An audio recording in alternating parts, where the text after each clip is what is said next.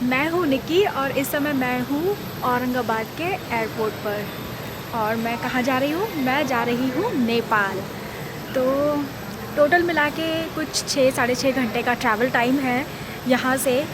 तो वैसे तो मेरी फ़्लाइट 7:15 बजे की है, लेकिन मैं आ गई थी 4 बजे क्योंकि चेक इन वगैरह करवाना है, सब कुछ करवाना है और बैग डालना है चेक इन में।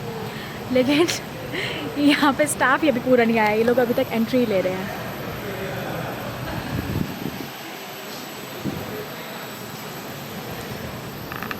और मेरे पास बोर्डिंग पास भी नहीं है क्योंकि मैंने अपनी सीट सिलेक्ट नहीं की थी और मुझे बहुत जल्दी में एकदम से आई हूँ। तो बोर्डिंग पास लेते हैं, प्रोसेस फॉलो करते हैं और फिर मुंबई पहुँच के आपको आगे का अपडेट देती हूँ।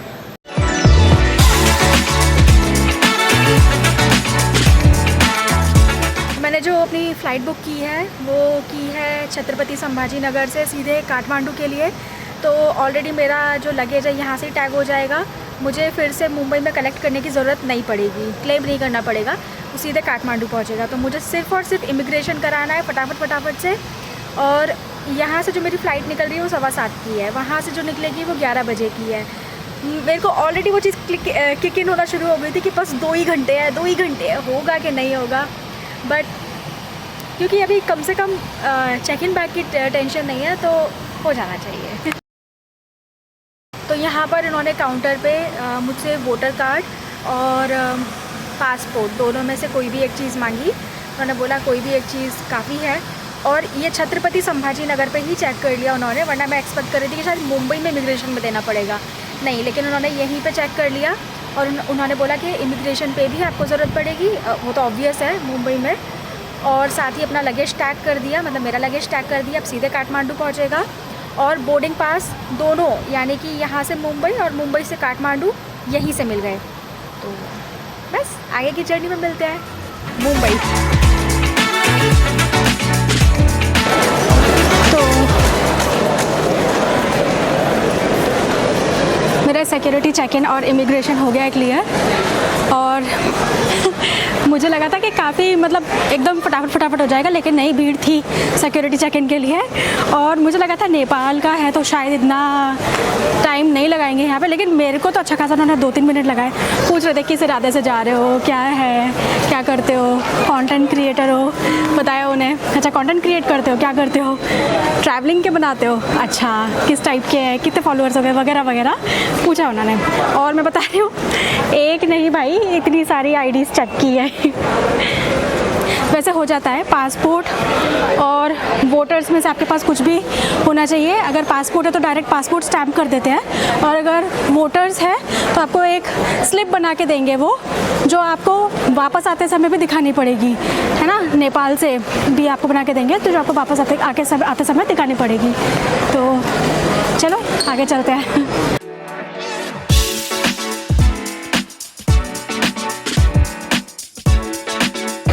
और मैं एक बात बताऊँ, मैं बहुत एक्साइटेड हूँ क्योंकि मेरा पासपोर्ट स्टैम्प हुआ है पहली बार। भले ही नेपाल के लिए हो, अब जो लोग बोलेंगे हाँ नेपाल, उन लोगों को रुकने की ज़रूरत नहीं है, दूसरे लोग बैठो चुपचाप। तो ये देखो, यहाँ पे जाने का एक्सपीरियंस बताती हूँ मैं। अच्छा, मुझे समझ में नहीं आता है, यहाँ से छत्रपति संभाजी नगर से जब इधर आते हैं, इतने सारे लोग हैं उसमें, सभी का सुनते क्यों नहीं है अनाउंसमेंट? बिना सुने धुने वो गेट्स अनाउंस कर रहे हैं, कहीं पे भी बीच में लाइन में अपना लग जाते हैं कुछ कैसे भी। ठीक है, खैर मैं अपना प्रोसेस बताती हूँ आगे का। आप देखो, ये स्टैम्प कर दिया उन्होंने। और मुझे लगा था कि शायद मैं वोटर्स पे चाह रही थी, लेकिन मैंने पहले ही अपना पासपोर्ट दे दिया था, तो उन्होंने पासपोर्ट पे स्टैम्प करना प्रेफर किया। वरना आपको वोटर्स कार्ड पे भी आराम से एंट्री मिल जाती है। वो एक स्लिप बना के देंगे आपको, जिसको वो बोलते हैं कि वोटर कार्ड स्टैम्प किया है, स्लिप बना के देंगे। और वही आपको वापस आते समय, इमिग्रेशन क्लियर करवाते समय लगेगी, तो इधर उधर मत डाल देना।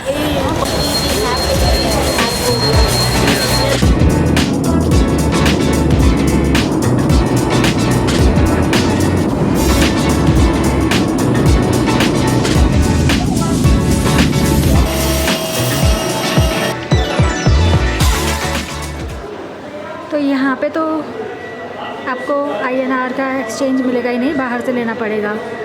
चलता है बाहर। इतना देर इंतज़ार करने के बाद लो भाई देख लो, अब लग रहा है कि आ रहा है बैग फाइनली। अच्छा, अब समझ में आ रहा है कि एकदम से इंटरनेट बंद हो जाए तो ऐसा लगता है कि सब कुछ बंद हो गया। ऐसा लग रहा है कब सिम कार्ड मिले, कब इंटरनेट शुरू हो, सामान्य तरीके से सब कुछ चेक कर पाऊँ, होटल की बुकिंग वगैरह वगैरह सब कुछ। भाई साहब बहुत टाइम लग गया इसमें। हाँ, तो ये तो मैंने यहीं से एयरपोर्ट से ले लिया नया। अरे भाई, इंडिया में ये जुबा केसरी बुलवार है, यहाँ पे ये रुद्राक्ष बेच रहे हैं। चलो भाई, हो गई नेपाल में अपनी ऑफिशियल एंट्री।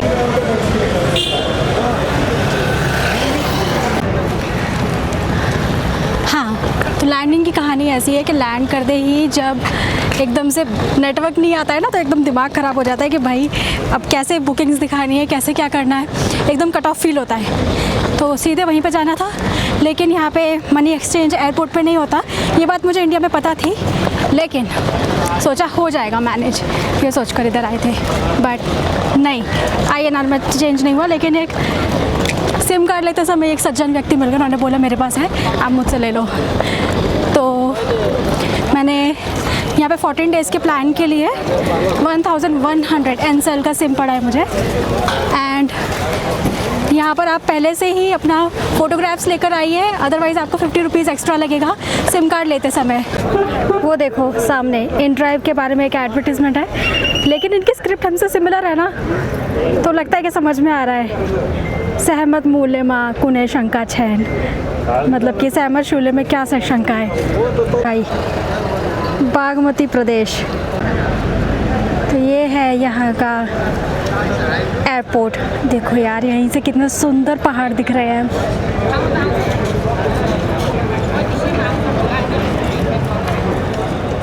और मेरी डेस्टिनेशन है वहाँ। एग्जिट, बाहर निकलते हैं फिर कुछ करते हैं। अच्छा, हम बोलेगा तो आप प्रश्न नहीं करोगे, आप बस को ही पूछिए, ठीक है? हाँ नहीं ठीक है, लेकिन एक बार मुझे ऐप डाउनलोड करने दीजिए। एक बार ऐप में देख लेती हूँ प्राइस क्या है, ठीक है? फिर ओके। इंडिया कहाँ से आप? महाराष्ट्र। महाराष्ट्र, हाँ महाराष्ट्र से एक बार मैं चेक करूँगी फिर।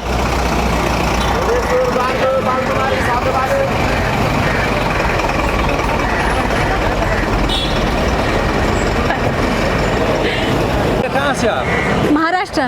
महाराष्ट्र पता है, मुंबई के पास। करेक्ट, मेरी फ़्लाइट मुंबई से आती है।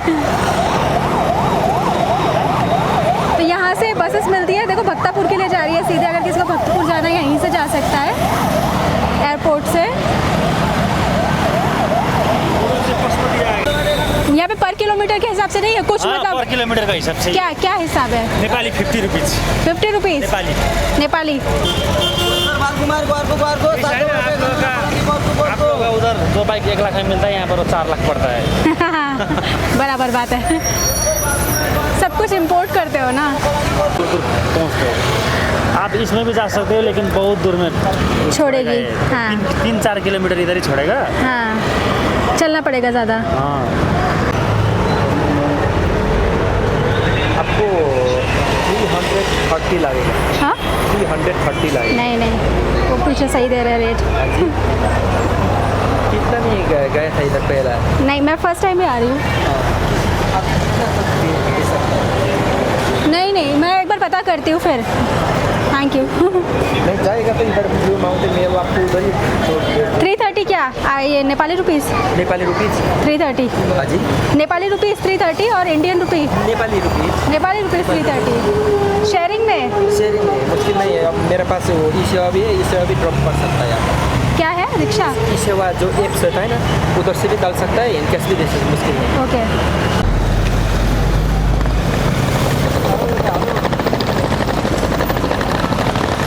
चलिए, thank you so much.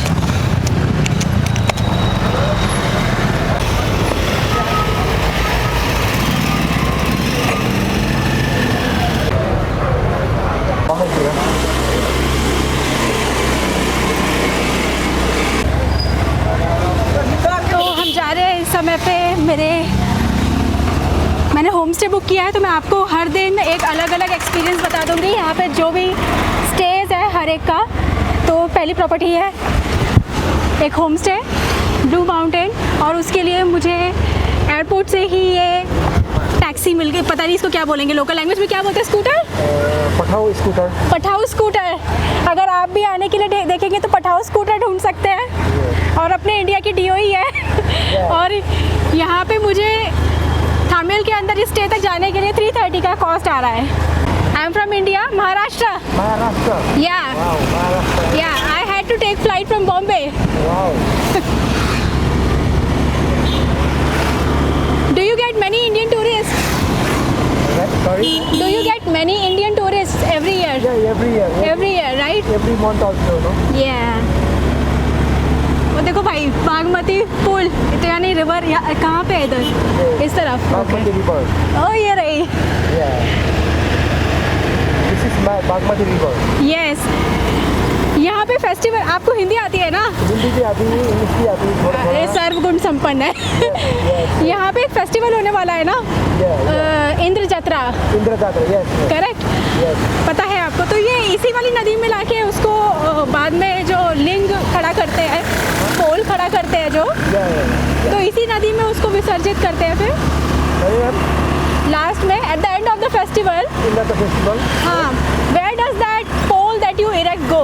Yeah. It goes into this same river? Same, same. Okay.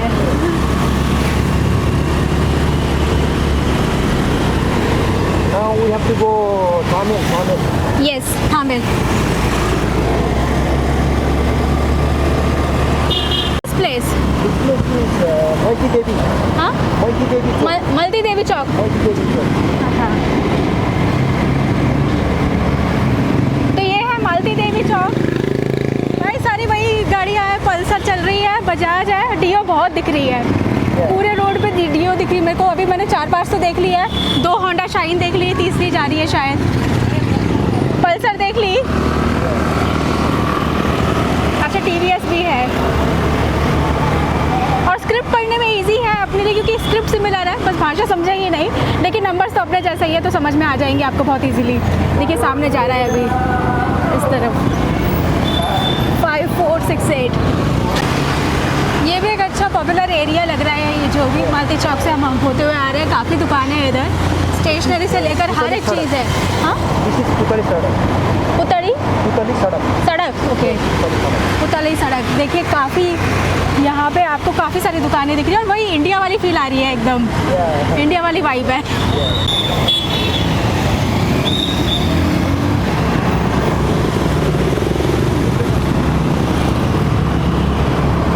Fine करते हैं ये।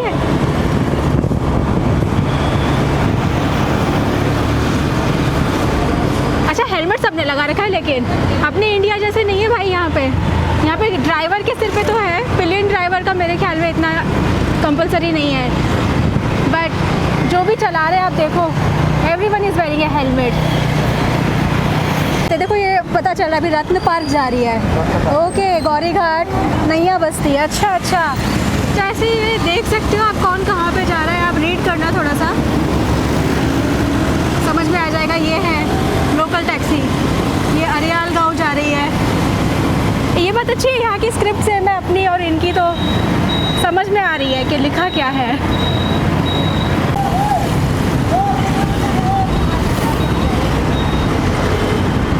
What is this place? Ratna Park. Ratna Park. Okay, you can see now those taxis will be parked here, I think. Yeah, locally, and from here you can take another taxi wherever you want to go. That's how it works.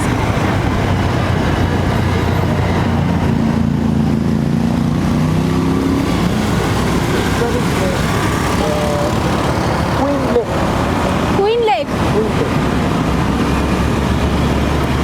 अच्छा, queen lake, ये नेपाली में रानी पोखरी. रानी पोखरी। तो यानी कि वो यहाँ का जो फेमस राजा स्कूल या कुछ है वो इधर ही है क्या? इधर ही आगे है. हाँ, मतलब वो स्ट्रीट है ये। ओके, इसमें पब्लिक को जाना अलाउ है? ये पोखरा में? ओके, रानी पोखरी में।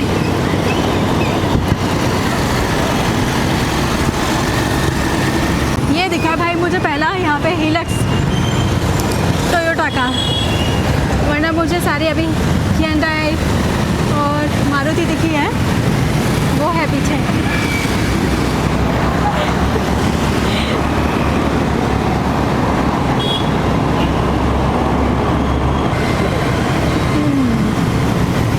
ये क्या है रिसर्च सेंटर यहाँ पे? ये है आगे है, ये है old royal palace. Old royal palace. Royal palace okay आगे वाला उधर वो okay okay I can see. हाँ ऊपर दिख रहा है। ऊपर दिखाए हैं। हाँ ये है ओल्ड रॉयल पैलेस। अभी तो नहीं है ना। अच्छा अच्छा हाँ अभी तो डेमोक्रेसी है ना भाई। मुझे तो यहाँ पे हर जगह लेकिन पुलिस दिख रही है, जितनी भी जगह पे मैं आई हूँ ट्रैफिक पुलिस देखिए मेंटेन कर रही है। और ट्रैफिक मुझे अगर मैं पुणे की बात करूँ और बॉम्बे की बात करूँ उससे तो ज़्यादा वेल मेंटेन लग रहा है, आप देख सकते हैं। एंसेल tower like you know that mobile phone. Oh, I just took the same SIM. you know Vodafone, right? Yes, I took the same SIM card. Yeah. Cancel.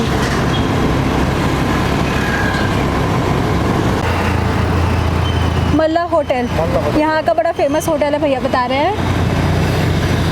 You have to go from here also. Hamel. अच्छा अच्छा Hamel.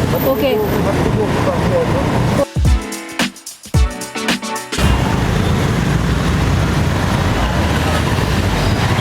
भाई यहाँ पे wire का हाल तो पुरानी दिल्ली जैसा हो रहा है।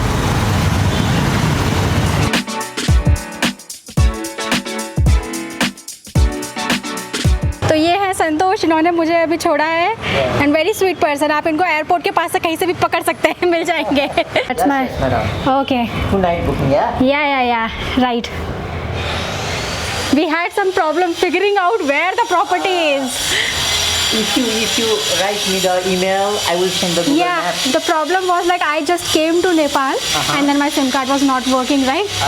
Yeah, and then I got a SIM card, but I can only place calls on the WhatsApp. madam. And the number you have given on that is not on WhatsApp. Our door open 5 o'clock in the morning Okay, and our door close in the evening 10 o'clock. okay. So after 10 o'clock, ring the bell, we are sitting here and we open the door. Thank you. This is a homestay. Tala aja jalan ini lah. Thank you. This is a homestay. We have a 10 room. Okay. That's why for the security reason. Uh-huh. Official. Yeah, I Open understand. 5 o'clock. Yeah. Close 10 o'clock. Okay, thank Make you. a video office stay very nice. Tomorrow you have a breakfast in the top 5th floor.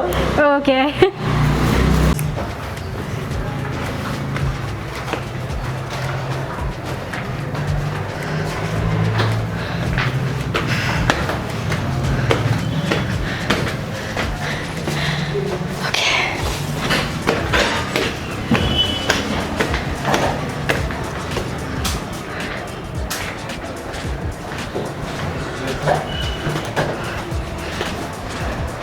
Room number 13. Okay. So your room. Okay. So you can come upstairs, okay? Okay. Okay, check in. Okay. Thank you. Just one more floor, right? 2 floor. 2 floor up. Okay. हालत देखो मेरी इस समय कैसे दिख रही हूँ मैं।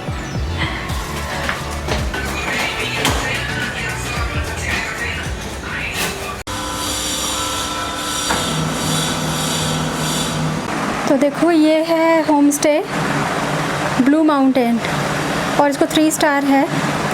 ये कुछ ऐसा दिखता है, तो मतलब मुझे तो पता नहीं कैसा फील करना है इसके बारे में। हाँ मतलब है आप लोग को हॉस्टल में रुकना है तो ये एक ऑप्शन है आपके पास, बट मुझे तो ये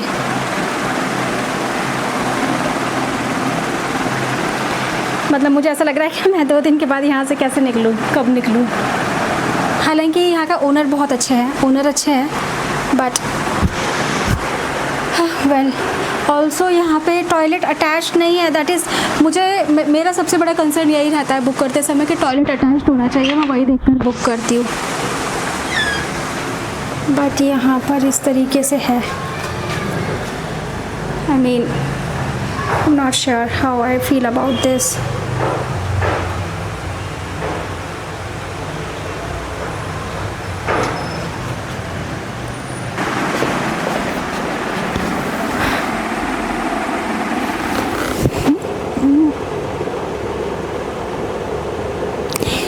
मैं जैसे प्लान करती हूँ ना अपने दिमाग में कि ये चीज़ वाह ऐसी होगी, बिल्कुल वैसी नहीं होती।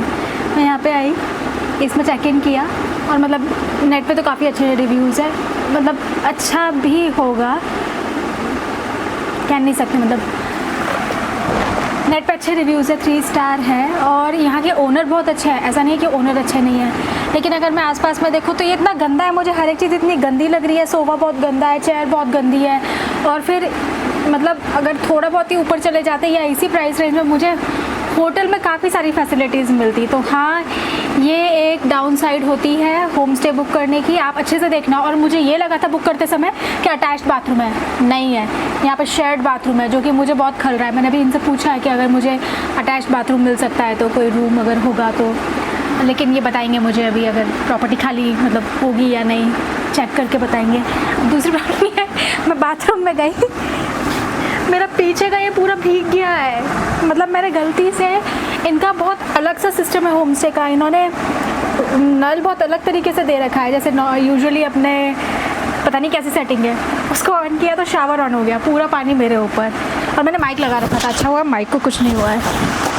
अब ये कैसे ऑन करूँ क्योंकि कैची नहीं है मेरे पास, और ओनर अच्छे हैं लेकिन यहाँ के स्टाफ को मुझे बार बार कुछ बोलने के लिए वो लग रहा है कि वो ऐसे बात करते हैं, हाँ आप हमें बोलना, कुछ होगा तो बोलना। और ये मेरी अपनी खुद की भी वो रहती है कि मैं जल्दी से अप्रोच नहीं कर पाती, मदद नहीं मांग पाती, ये प्रॉब्लम है। कैसे तोड़ूँ से टूट जा, ऐसा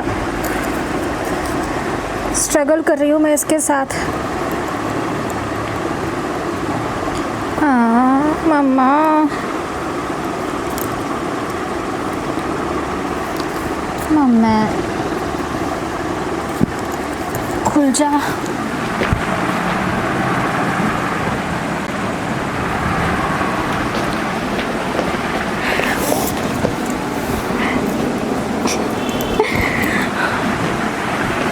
क्या करूँ मैं इसका, मुझे लग रहा है कैची खरीद के लानी पड़ेगी फिर टूटेगा, लेकिन तब तक मैं ये पहनना रहना पड़ेगा। यार ये पूरा गीला हो रहा है, अजीब लग रहा है मुझे। और मेरे लिए हमेशा ना बुक करते समय, मतलब मैं एक बार के लिए हॉस्टल में रहने के लिए भी रेडी थी। हॉस्टल तो यहाँ पे इतने आपको कम में मिल जाएंगे, नेपाल में है बहुत सारे ऑप्शन, सेफ़ भी है, मतलब बहुत सारे हॉस्टल से जहाँ पे सिर्फ लड़कियाँ रुक सकती है।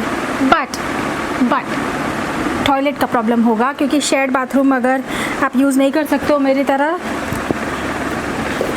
तो वो एक डील ब्रेकर है। इसको कैसे ब्रेक करूँ?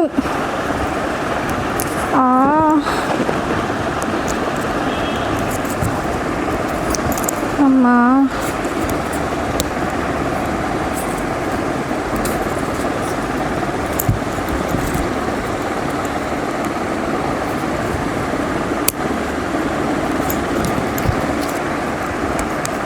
I think more Nikki, oh no,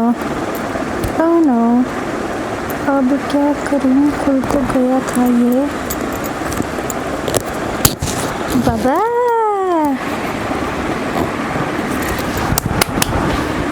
खोल लिया, खुल ही गया। अब इसमें ये रह गया, इसको निकालूं कैसे? खैर मेरा फिलहाल निकल गया। खुल जा सिम। अब मैं चेंज कर सकती हूँ। और जिस चीज़ के लिए मैं यहाँ पे आई हूँ वो है इंद्र यात्रा। तो मुझे जाना है और देखना है। यहाँ पे बोल रहे हैं 10 मिनट की दूरी पर ही दरबार स्क्वायर है, और वही देखकर मैंने ये प्रॉपर्टी बुक की थी। और मुझे ये देखते कैसा होता है फेस्टिवल, मज़ा आना चाहिए। 8 डेज़ लॉन्ग फेस्टिवल है। जैसे अपने यहाँ पे नवरात्रि मनाई जाती है बहुत ज़्यादा धूम धड़ाके से, यहाँ पे इंद्र जत्रा होती है जो नेवारी लोग मनाते हैं। और ये जो लोकेलिटी है स्पेशली थामेल की साउथ साइड की है, और यहाँ पे ज़्यादातर मतलब जो नेबरहुड है पूरा नेवारी ही है। तो मैंने बुक करते समय यही सोचा था कि जो ओनर होंगे नीचे जो रहते होंगे उन्हें मतलब कस्टम्स पता होंगे, कब से डेट वगैरह शुरू हो रही है पता होगा, इम्पॉर्टेंट डेज कौन से हैं नहीं है। तो मेरा प्लान था कि मैं मतलब आऊँगी और शायद उनसे बातचीत के दौरान मुझे कौन से इंपॉर्टेंट डेज़ है नहीं है ये पता चल जाएगा, ताकि मैं बाकी सारी आइटिनरी प्लान कर सकूँ। बट वो बोल रहे हैं कि मुझे भी पता नहीं है, देख के बताना पड़ेगा। चलो दरबार स्क्वायर जाते हैं, पहले चेंज करते हैं।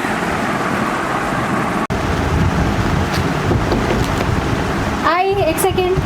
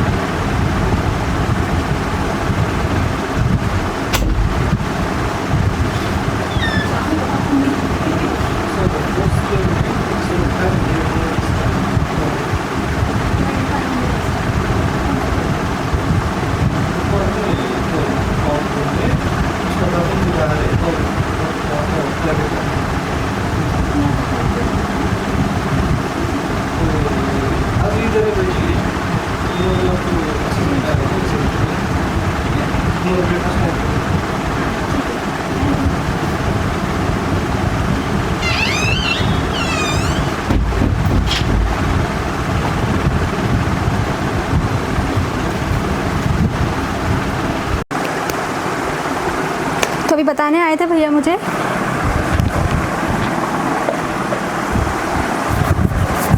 अभी भैया मुझे बताने आए थे कि यहाँ पर अगर आपको अटैच्ड बाथरूम के साथ चाहिए तो आपको मिल जाएगी 500 एक्स्ट्रा पे करके पर डे।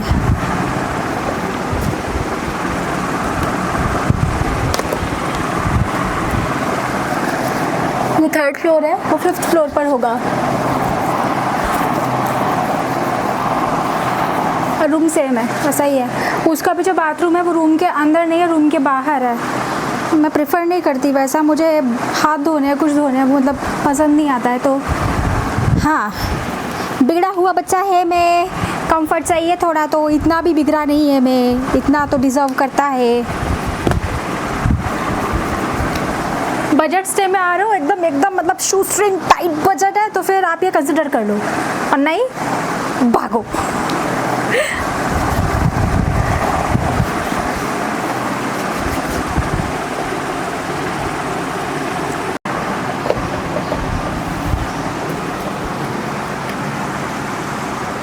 ऐसे ही करना पड़ेगा मुझे।